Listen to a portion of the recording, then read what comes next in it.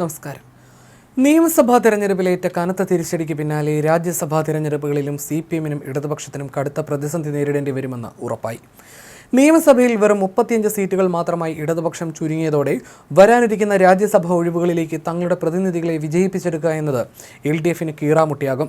സാധാരണഗതിയിൽ 3 ഒഴിവുകൾ വരുന്ന രാജ്യസഭാ തെരഞ്ഞെടുപ്പിൽ ഒരംഗത്തെ വിജയിപ്പിക്കാൻ കുറഞ്ഞത് 36 MLA-മാരുടെ പിന്തുണ ആവശ്യമാണ്. എന്നാൽ നിലവിൽ 35 അംഗങ്ങൾ മാത്രമുള്ള ഇടതുപക്ഷത്തിന് ഒരംഗത്തെ പാർലമെന്റിന്റെ ഉപരിസഭയിലേക്ക് അയക്കണമെങ്കിൽ പോലും BJP-യുടെ സഹായം തേടേണ്ടി വരുന്ന അതീവ ഗുരുതരമായ സാഹചര്യമാണ് നിലവിലുള്ളത്. മറുഭാഗത്ത് 102 MLA-മാരുള്ള ഭരണപക്ഷമായ UDF-ന് വരും വർഷങ്ങളിൽ വലിയ നേട്ടമുണ്ടാക്കാൻ സാധിക്കും. 2027-ലും 2028-ലുമായി കേരളത്തിൽ 6 രാജ്യസഭാ സീറ്റുകളിലേക്കാണ് ഒഴിവുകൾ വരുന്നത്. ഓരോ വർഷവും 3 വീതം ഒഴിവുകൾ വരുന്ന ഈ തെരഞ്ഞെടുപ്പുകളിൽ മുഴുവൻ സീറ്റുകളും കോൺഗ്രസ് നേതൃത്വത്തിലുള്ള UDF തോത്തുവരാൻ സാധ്യതയേറെയാണ്.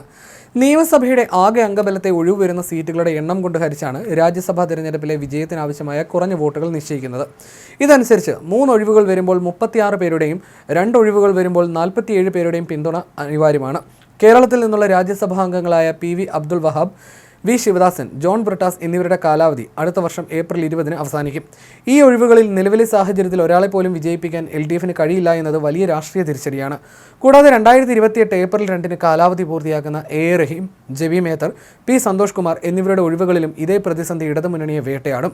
അതേസമയം നിയമസഭാ തെരഞ്ഞെടുപ്പിലെ ദയനീയ പരാജയത്തിന് പിന്നാലെ ഘടകകക്ഷിയായ കേരള കോൺഗ്രസ് എമ്മിലും ആഭ്യന്തര കലഹം രൂക്ഷമാകുകയാണ്. ചരിത്രത്തിലില്ലാത്ത വിധം മത്സരിച്ച 12 സീറ്റുകളിലും പാർട്ടി തകർന്നു വീണതോടെ നേതൃത്വത്തിനെതിരെ അണികളും ഒരു വിഭാഗം നേതാക്കളും പരസ്യമായി രംഗത്തെത്തിയിരിക്കുകയാണ്. പരാജയത്തിന്റെ ഉത്തരവാദിത്തം മന്ത്രി റോഷി അഗസ്റ്റിനാണെന്ന ഗുരുതരമായ ആരോപണമാണ് ഇപ്പോൾ പാർട്ടിക്കുള്ളിൽ നിന്ന് ഉയരുന്നത്. സംസ്ഥാന കമ്മിറ്റി അംഗം ജയകൃഷ്ണൻ പുതിയിടത്താണ് റോഷി അഗസ്റ്റിനെതിരെ പരസ്യമായി രംഗത്തെത്തിയത്. മുന്നണി മാറ്റത്തിന് അനുകൂലമായ സാഹചര്യം ഉണ്ടായിരുന്നിട്ടും അത് ഉപയോഗപ്പെടുത്താതെ റോഷി അഗസ്റ്റിൻ പാർട്ടിയെ ഒറ്റിക്കൊടുത്തു എന്ന വികാരമാണ് പ്രവർത്തകർക്കിടയിലുള്ളത്. UDF-ലേക്ക് തിരികെ പോകാൻ പാർട്ടിയിൽ ധാരണയായ ഘട്ടത്തിൽ അത് അട്ടിമറിച്ചത് റോഷിയാണെന്നാണ് വിമർശനം. മുഖ്യമന്ത്രി പിണറായി വിജയൻ റോഷി അഗസ്റ്റിനെ ഭീഷണിപ്പെടുത്തിയാണ് മുന്നണിയിൽ നിലനിർത്തിയതെന്ന ഞെട്ടിക്കുന്ന ആരോപണവും ഉയരുന്നുണ്ട്. അഴിമതി ആരോപണങ്ങൾ ചൂണ്ടിക്കാട്ടിയാണ് മുഖ്യമന്ത്രി സമ്മർദ്ദം ചെലുത്തിയതെന്നാണ് ഉയർന്ന ആക്ഷേപം.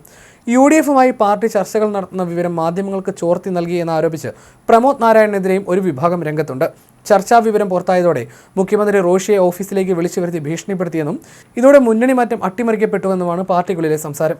കൃത്യസമയത്ത് മുന്നണി മാറിയിരുന്നെങ്കിൽ ഇത്ര വലിയൊരു നാണക്കേട് പാർട്ടിക്ക് നേരിടേണ്ടി വരില്ലായിരുന്നുവെന്നാണ് അണികൾ വിശ്വസിക്കുന്നത്. സംസ്ഥാനത്ത് ആഞ്ഞടിച്ച ശക്തമായ ഭരണവിരുദ്ധ വികാരത്തിന്റെയും UDF തരംഗത്തിന്റെയും പ്രധാന ഇരയായി കേരള കോൺഗ്രസ് എം മാറിയിരിക്കുകയാണ്. പാലായിൽ party chairman Jose K Mani പോലും പരാജയപ്പെട്ടത് പാർട്ടിയെ നടുക്കിയിരിക്കുകയാണ്.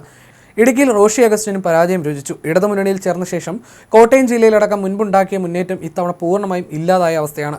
2021-ൽ 5 സീറ്റുകളിൽ വിജയിച്ചിരുന്ന സ്ഥാനത്താണ് ഇത്തവണ എല്ലാ മണ്ഡലങ്ങളിലും പാർട്ടി പരാജയപ്പെടുന്നത്.